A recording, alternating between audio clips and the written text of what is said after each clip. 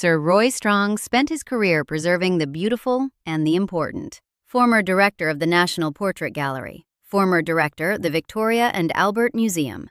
A man who recorded everything in his meticulous diaries, every lunch, every conversation, every flash of wit from Britain's great and good. And then there was the Queen Mother. At a lunch at Ham House, one of the V&A's satellite properties, the Queen Mother leaned over to Strong and said something so casually awful he couldn't bring himself to write it down. The words were, "Beware the blackamoors." Strong would later admit publicly that he deliberately excluded such comments from his published diaries, not because they weren't true, because they were too awful to record. That's a direct quote, "too awful," from a man whose job was documentation, from a man who spent decades in proximity to power. He made the conscious decision to protect her reputation while she was alive, and only after her death did he acknowledge what he'd hidden. This is the gap between the Queen Mother you were told about and the Queen Mother who actually existed. The nation's grandmother. The woman who stayed in London during the Blitz, the gracious figure waving from balconies with that permanent smile. The phrase that keeps appearing in staff accounts tells a different story. It surfaces in memoirs, in off-the-record conversations with journalists, in the carefully hedged assessments of royal watchers who learn to read between the lines. A nasty piece of work. One guard who worked at Windsor Castle put it plainly. The Queen Mother and Princess Margaret were both a nasty piece of work. That wasn't gossip. That was someone who stood outside their door year after year, watching how they treated the people around them. Tom Quinn, who wrote extensively about royal household staff, documented a pattern: sharp temper, cutting remarks delivered with a smile, comments about appearance and competence that were designed to humiliate. Not occasional slips. A pattern. You knew something was wrong. The establishment knew too. They just decided you weren't supposed to find out. Elizabeth Angela Marguerite Bowes-Lyon was born on the 4th of August, 1900, the 9th of 10 children to the Earl of Strathmore and Kinghorn. Scottish aristocracy. Glamis Castle. A childhood split between Scotland and Hertfordshire, educated by governesses, surrounded by staff from the moment she could walk.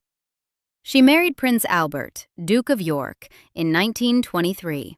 Albert was the second son, never supposed to be king. He had a stammer that made public speaking torture. Elizabeth helped him manage it. She was, by all accounts, instrumental in the therapy that would later be dramatized in The King's Speech. Then, in 1936, everything changed. Edward VIII abdicated to marry Wallis Simpson, an American divorcee, an impossible choice for a king. Albert became George VI. Elizabeth became queen. She blamed Wallis Simpson for what happened to her husband. Not just blamed, held her responsible for the burden that aged him, that stressed him, that contributed to the heart disease that would kill him at 56. At Balmoral Castle during Edward's brief reign, Wallis Simpson greeted Elizabeth at dinner. Elizabeth looked through her and said, "I came to dine with the king." That wasn't absent-mindedness. That was deliberate humiliation in front of other guests. Simpson was her host's companion. Elizabeth treated her like she didn't exist. After the abdication, when Simpson became the Duchess of Windsor, Elizabeth made sure the title, Her Royal Highness, was never extended to her.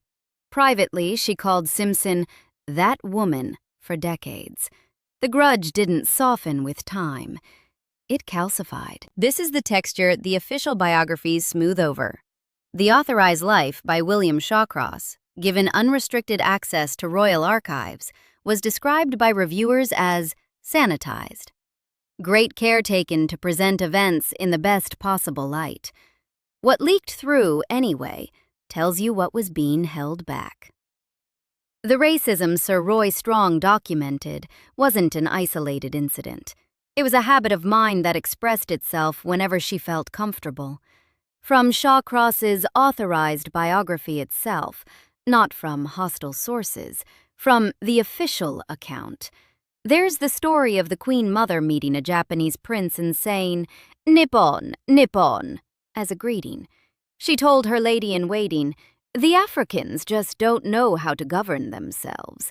What a pity we're not still looking after them." To Woodrow Wyatt, she expressed her reservations about Jews. Multiple sources documented her use of the words nignogs and blackamoors to refer to black people. Reportedly, she backed white minority rule in Rhodesia. BBC presenter Edward Sturton reportedly walked away from a private conversation with her, calling her a ghastly old bigot, reportedly after she made comments containing ethnic slurs about European groups. This wasn't ignorance. She had access to every corner of the world through her position.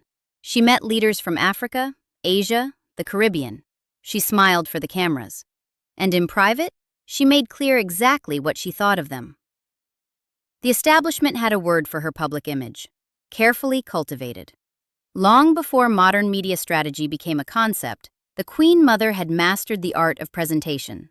The wave, the smile, the pastel colors that Norman Hartnell dressed her in, gentle shades that photographed well and projected warmth. In 2001, while she was still alive, Channel 5 aired a documentary about her. The title they chose was, "I'm Not as Nice as People Think I Am." That title came from somewhere. Documentaries don't invent quotes for their subjects. Someone, somewhere, had captured her saying exactly that about herself. The Guardian's Tanya Gold wrote in 2009, "When remembering the Queen Mother, let us not overlook her cruelty, both to the little people and her own family." Gold's assessment was blunt. She could be cruel to the little people too, in private, because, I think, she despised them. She was smelted with class prejudice.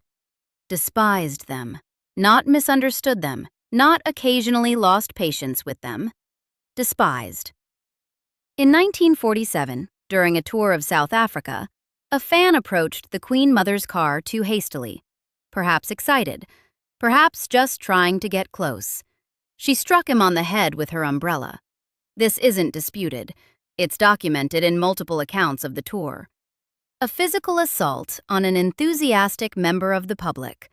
The royal wave, interrupted by violence, then presumably resumed. She would mimic the voices of former servants who came to visit her, performing their speech patterns for entertainment, presumably to the amusement of whoever was present.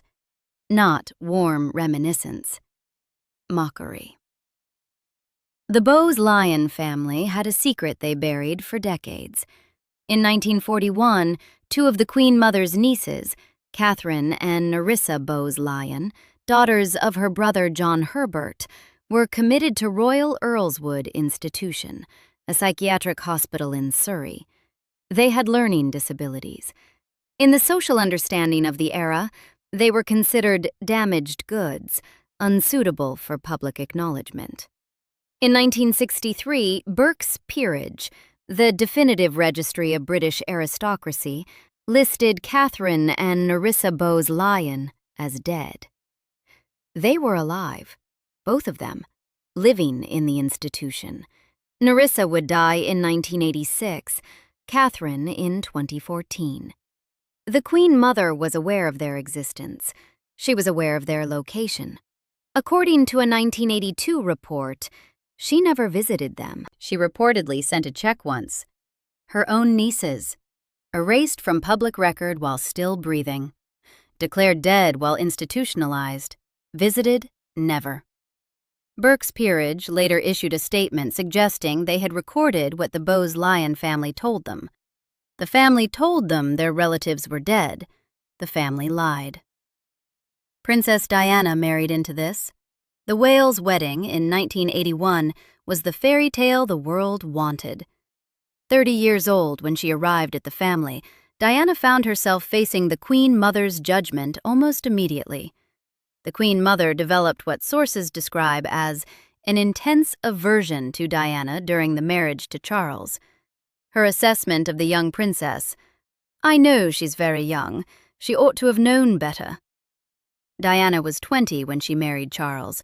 She was dealing with bulimia, with the isolation of royal life, with a husband who was carrying on with another woman. What exactly should she have known better about? The Queen Mother reportedly held strong opposition to everything Diana represented as the people's princess. When it emerged that Diana had collaborated with royal biographer Andrew Morton for his tell-all book, the one that exposed the reality of her marriage, the Queen Mother was described as deeply shocked. Not at what had been done to Diana, at Diana's willingness to talk about it. The Queen Mother lived expensively and without apparent concern for who was paying. When she died in 2002, at age 101, she reportedly had an overdraft with Coutts, the royal bank. The amounts reported range from £4 million to £7 million. Accounts vary. What's consistent is that she owed money on a massive scale. Queen Elizabeth II reportedly joked, "Coutts would have folded long ago, but for Mummy's overdraft."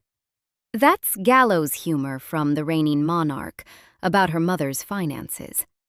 The Queen Mother was addicted, according to accounts, to hunting lodges, horses, and endless parties. She ran through money like water: champagne, fine food, a string of some of the most expensive racehorses ever bred.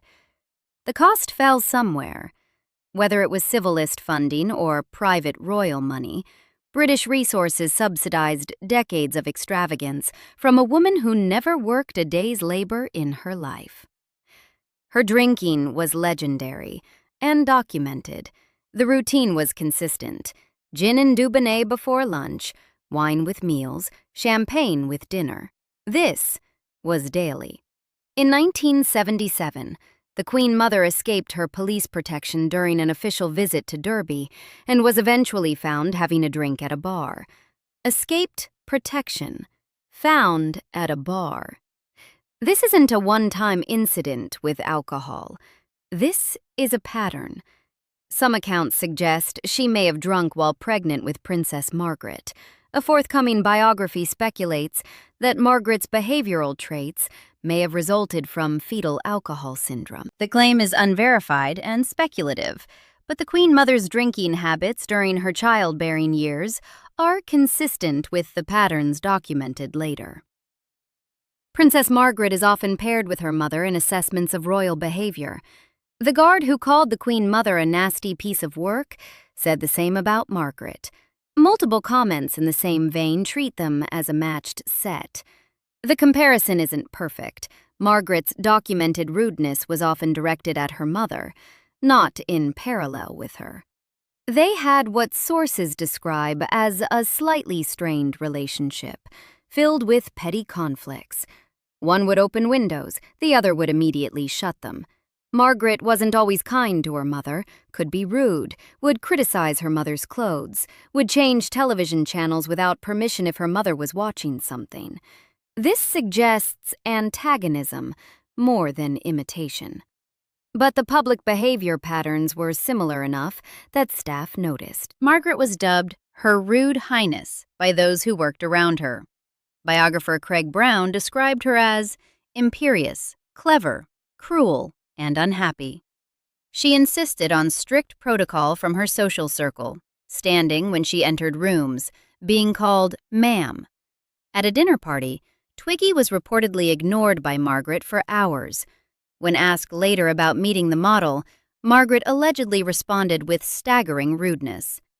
Once, when asked to dance, Margaret allegedly responded, "Yes, but not with you." She showed boredom openly when fulfilling royal duties. She was described as a spoiled snob capable of cutting remarks and hauteur. She stood at just 5 feet 1 inch, notably shorter than other family members. Behind the scenes, Margaret could be demanding and cruel with staff, a pattern familiar to anyone who knew her mother. There's a detail about the Queen Mother's appearance that people noticed, but official coverage avoided. Her teeth were visibly discolored, yellowed with brown-hued staining. imperfections in shape and alignment. She was known as the Smiling Duchess before becoming queen, and she kept smiling for decades after. But the cameras rarely showed her teeth directly. Some have claimed this represents decay, internal rot made visible. The evidence is more complicated. She was born in 1900, grew up with well water lacking fluoride. Fluoride wasn't added to UK drinking water until 2003, the year after her death. Childhood illnesses with high fevers may have contributed. Antibiotics administered during tooth development may have caused staining. A dentist who examined the photographic evidence, Dr. Chris Theodoro, stated directly that while she had all the best possible resources for dental treatment, she chose to keep the smile she was born with. That doesn't mean that because she didn't have a stereotypical smile with pearly whites to mirror her necklace collections, that her teeth weren't healthy. Yes, they weren't white and straight, but they may have been very healthy. During her era, dental procedures were quite invasive, and modern cosmetic dentistry technology was hardly available. So the teeth tell a story, but perhaps not the story of internal decay. Perhaps just the story of a woman who kept one thing authentic in a life otherwise constructed for public consumption. The smile was real, even when the kindness behind it wasn't.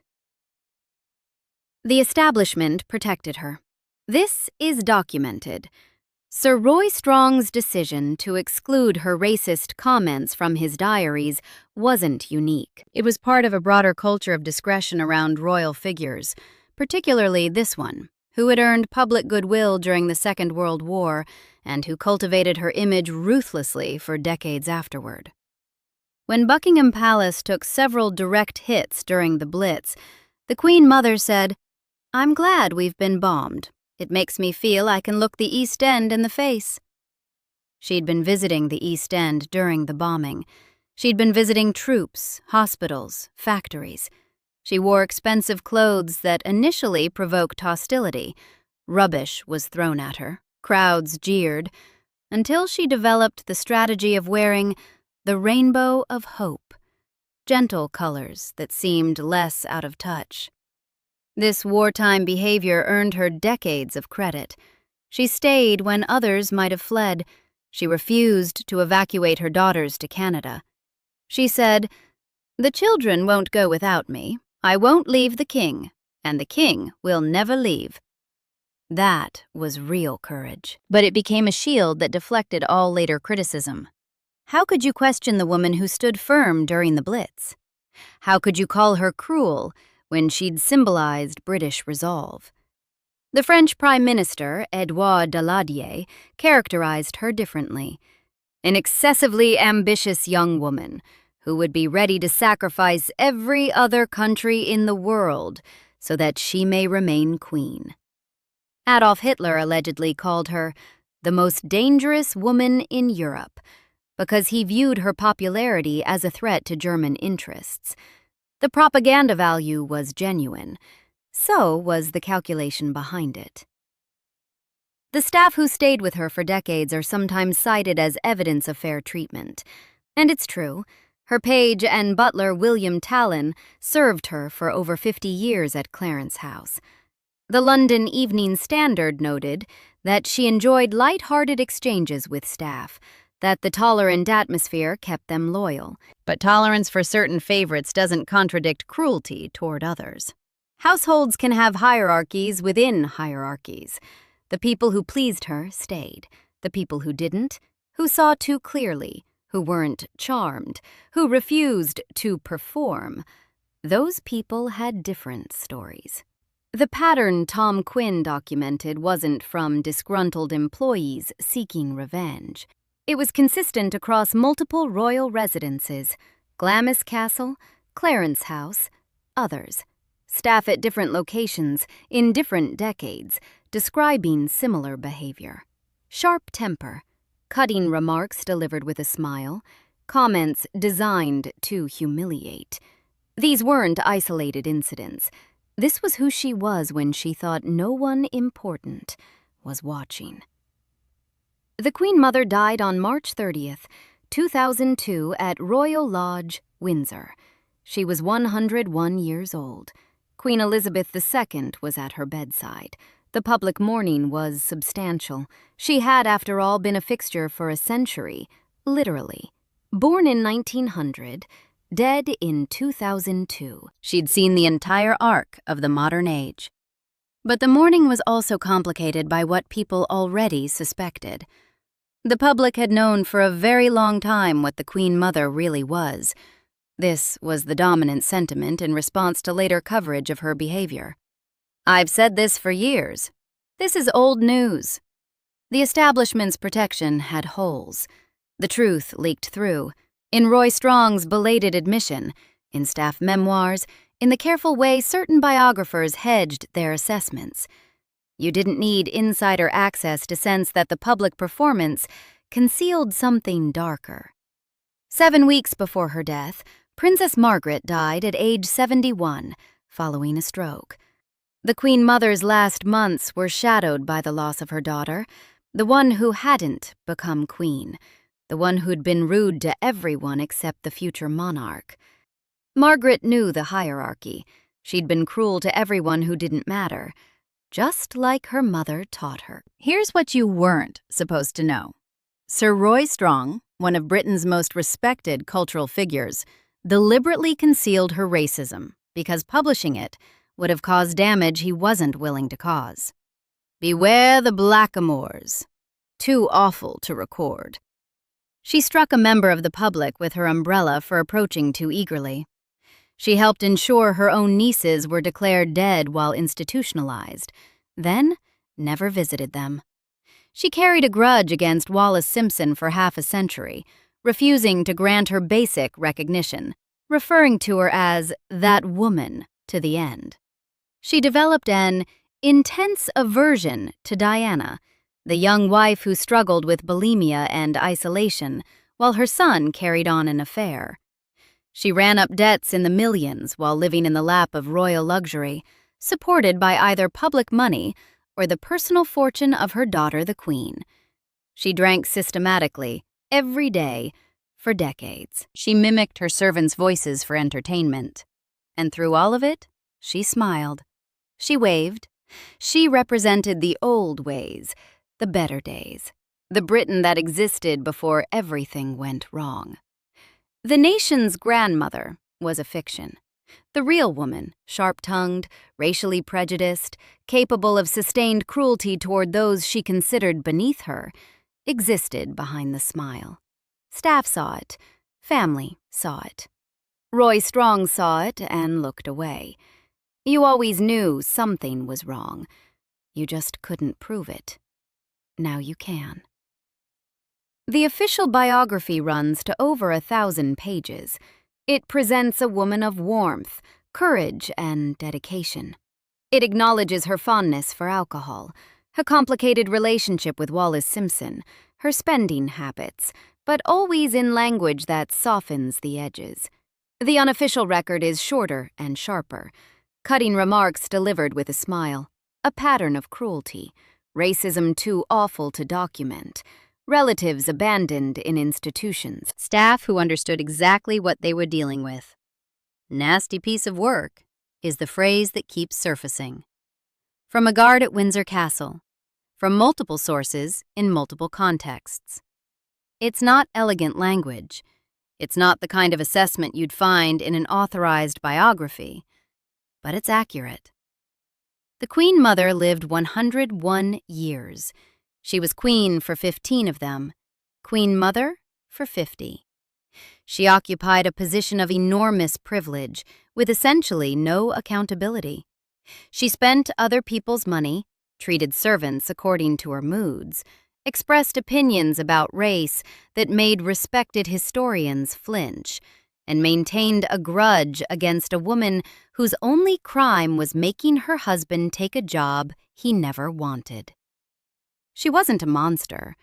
She was something more common, and in some ways, worse. Someone who enjoyed the privileges of her position without extending basic human courtesy to those she considered beneath her. A snob, a bigot, a person who could strike a stranger with an umbrella and presumably never think about it again. The cameras loved her. The establishment protected her. The official biography sanitized her. And through it all, the staff knew. The guards knew. The people who saw her when the cameras weren't rolling knew exactly what she was. You knew too.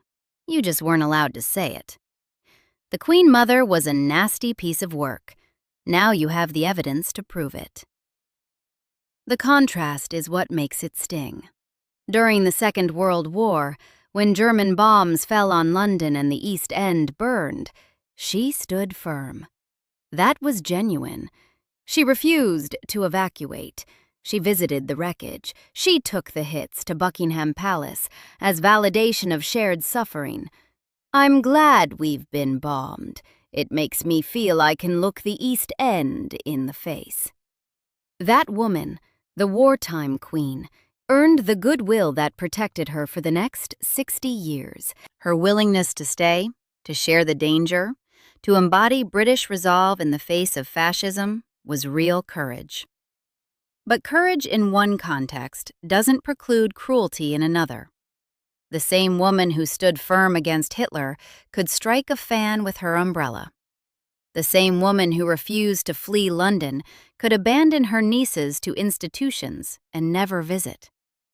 The same woman who represented hope during the Blitz could express views about race that made Sir Roy Strong, a man who recorded everything, decide some things were too awful to write down. People contain contradictions. The Queen Mother's contradiction was that her public service coexisted with private contempt. She could perform warmth while feeling none. She could smile while despising. She could wave while judging everyone around her unworthy of basic respect. This is harder to process than simple villainy. A straightforward monster would be easier to reject, but a woman who genuinely inspired millions during a desperate war, who genuinely loved her husband and grieved when he died, who genuinely enjoyed her gardens and her horses and her grandchildren, that woman was also a racist, a snob, and cruel to servants. Both things are true, both documented, both part of the same 101-year life. The phrase you've been waiting to hear has been spoken by people who knew her. Not historians working from documents, not journalists piecing together second-hand accounts. People who stood at her door. People who served her meals. People who witnessed the difference between the camera smile and the private sneer. The Queen Mother and Margaret were both a nasty piece of work. That's a guard. Someone whose job put him in proximity to power. Someone with no reason to lie. He wasn't selling a book. He wasn't settling a score. He was answering a question honestly, years after the fact, about what he'd seen. Staff accounts don't usually make the official record. Servants who speak publicly about their employers face professional consequences. The culture of discretion around royal households is intense. You take their money, you keep their secrets. But discretion has limits. When enough people see the same thing, the truth seeps out around the edges. A comment here, a memoir there, a documentary title. I'm not as nice as people think I am. She knew. She admitted it. And she kept smiling anyway. Elizabeth II reigned for 70 years after her mother became Queen Mother. 70 years in her mother's shadow. 70 years of the Queen Mother's opinions about everything from Wallis Simpson to Princess Diana. 70 years of subsidizing her lifestyle, accommodating her preferences, managing her image. Some observers noted that after the Queen Mother's death in 2002, Elizabeth II seemed different. The suggestion, never officially confirmed, is that the Queen Mother's presence had been a weight, an obligation, a constraint on how the younger Elizabeth could live and rule. This is speculation. No staff member has gone on record saying the Queen came to life after her mother died. No behavioral analysis confirms a change in demeanor. The Queen publicly mourned. She gave moving speeches. She delayed engagements in grief. But the suggestion persists. Something changed. Something lifted. The most powerful woman in Britain may have felt relief when her mother finally died. If that's true, and we can't prove it, it tells you everything about what living under the Queen Mother's judgment actually meant. Even her own daughter, the sovereign, may have felt oppressed. Even the crown couldn't protect you from that scrutiny, that disappointment, that permanent assessment of whether you measured up. What did staff actually say? Let's be specific. Tom Quinn documented comments about appearance and competence designed to humiliate. Not general rudeness. Targeted attacks on how people looked and how well they performed their duties. The kind of criticism that gets inside you. The kind that makes you wonder if you're actually worthless, or if she just enjoys making you feel that way. The mimicry of former servants' voices, taking the way someone spoke, their accent, their speech patterns, probably their regional markers, and performing it for entertainment, not with affection, with mockery. The person who made your bed becomes a punchline. The sharp temper, not occasional flashes of anger, a pattern. Temper as a tool. Temper as a way of keeping people off balance. You never knew which Queen Mother you were going to get, the smiling one or the cutting one. Cutting remarks delivered with a smile. This detail appears repeatedly, not honest anger you could respond to. Cruelty wrapped in pleasantness. The smile that meant you couldn't call her out without seeming paranoid. The smile that made the knife invisible until it was already in. This is sophisticated psychological manipulation. This is someone who understood exactly what she was doing and enjoyed the power it gave her. The Coutts overdraft is symbolic even if the exact amount is uncertain. Reports range from £3 million to £7 million. What's consistent is that she owed the royal bank a staggering sum at the time of her death. The Queen's reported joke, "Coutts would have folded long ago but for Mummy's overdraft," suggests this wasn't a temporary situation. This was chronic. Where did the money go? Hunting lodges, horses, endless parties, champagne, and fine food. A lifestyle that assumed money would always appear because money always had appeared. This is entitlement, crystallized into spending habits. This is someone who never had to earn anything, treating resources as infinitely renewable. The bills came, someone else paid them. The Queen Mother may have had assets that exceeded her debts, some defenders make this point. But the symbolism remains. A woman who lived lavishly on credit, while ordinary Britons struggled through recessions. Who never moderated her lifestyle regardless of circumstances. Who assumed the royal name would cover whatever the royal appetite consumed. Diana's experience deserves emphasis because it shows how the Queen Mother treated anyone who threatened the established order. Diana was 20 years old when she married Charles. She was dealing with an eating disorder. She was isolated in a vast institution that gave her no real support. Her husband was conducting an affair with another woman. She was producing heirs and performing public duties while her private life collapsed. The Queen Mother's response? "I know she's very young. She ought to have known better." Known better about what? About marrying into a family that would use her for breeding and public relations, while her husband pursued someone else? About developing mental health problems under impossible pressure? About eventually, desperately, telling her story to a biographer who might make the public understand. The Queen Mother held strong opposition to everything Diana represented as the people's princess. The public loved Diana. The Queen Mother didn't. The public's instincts were wrong from the establishment's perspective. Diana was breaking the rules. Diana was making the family look bad. Diana ought to have known better. When Diana died in 1997, the Queen Mother was 97 years old. She lived 5 more years. Whatever she thought about Diana's death, the car crash in Paris, the driver, the paparazzi, the conspiracy theories that still circulate, she kept it to herself. The establishment mourned publicly, whatever they felt privately. The nieces are the detail that's hardest to explain away. Catherine and Nerissa Bowes-Lyon were her brother's daughters, her nieces.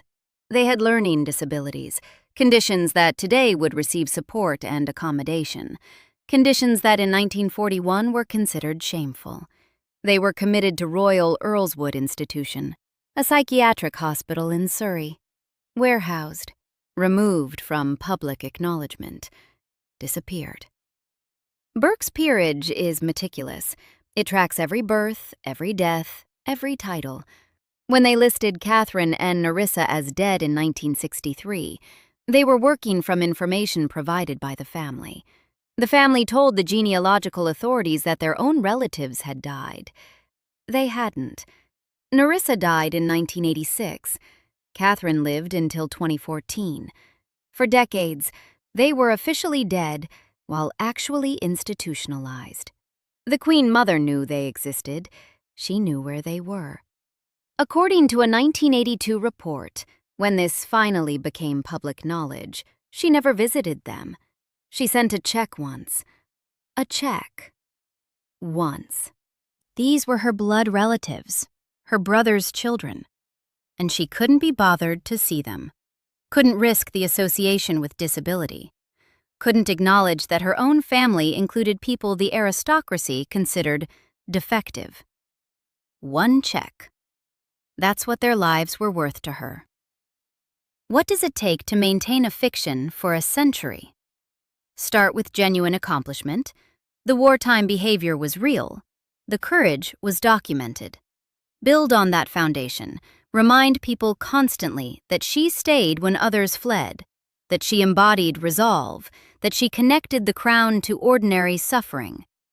Add careful image management. The colors, the smile, the wave, the appearances calibrated for maximum warmth. Never let them see you angry. Never let them see you cruel. Save that for people who can't fight back. Deploy the establishment. Biographers with unrestricted access who produce sanitized accounts. Diarists who exclude the worst parts. Staff bound by loyalty and employment. A press that treats criticism as betrayal. A culture that punishes anyone who tells uncomfortable truths about beloved figures. And wait. Wait for anyone who knew the real her to die. Wait for the evidence to blur. Wait for the contradictions to become curiosities rather than indictments. A century of this, and you can get away with almost anything. Hit someone with an umbrella. Abandon your nieces. Express views about race that would destroy a modern politician. Run up millions in debt. Treat servants like entertainment. All of it forgiven, all of it forgotten. Because you smiled while doing it, and because you stayed in London during the war. The only thing that defeats this system is time. Eventually, the protectors die too. Eventually, men like Roy Strong admit what they concealed. Eventually, the staff accounts add up to something undeniable. Eventually, the truth surfaces. Not because anyone exposes it, but because the machinery of protection breaks down. The public always knew. This is the part the establishment didn't want to accept. The carefully managed image wasn't quite as persuasive as they thought. Ordinary people, the ones who weren't invited to lunch at Ham House, who weren't bound by professional discretion, who just watched from a distance, saw through it. This is old news. The public has known for a very long time what the Queen Mother really was. I've said this for years. The vindication isn't really about revealing secrets. It's about confirming what you suspected. It's about saying out loud what everyone was thinking. She was rude. She was entitled. She lived off the monarchy while looking down on everyone beneath her, which was everyone. She expressed racist views that would have ended any modern career. She abandoned her own family members to institutions and erased them from the record. And she was, by the consistent testimony of people who knew her, a nasty piece of work. You weren't fooled. While the establishment protected her image and the cameras avoided the awkward angles, you saw something they couldn't hide. The stiffness in the smile, the calculation in the wave, the gap between the warmth she performed and the coldness she felt. The staff knew, the servants knew, the guards knew. Roy Strong knew and decided to protect her anyway. Now you have the evidence, the documented racism, the physical violence, the abandoned nieces, the cutting remarks, the pattern of cruelty across decades and residences and generations. The Queen Mother died in 2002, a national treasure and a national fiction. The mourning was genuine. She'd earned something real during the war, something that carried her through everything that followed. But the mourning was also incomplete. People were mourning a version of her that never quite existed. The version that existed said, "Beware the blackamoors" at lunch parties. The version that existed struck fans with umbrellas and mimicked servants' voices and developed intense aversions to young women trying to survive impossible situations. That version, the real one, isn't mourned. She's recognized, a nasty piece of work, by the testimony of those who saw her clearly, by the evidence that finally surfaced after everyone decided it was safe to tell the truth. You knew. Now everyone knows. Subscribe for more stories like this.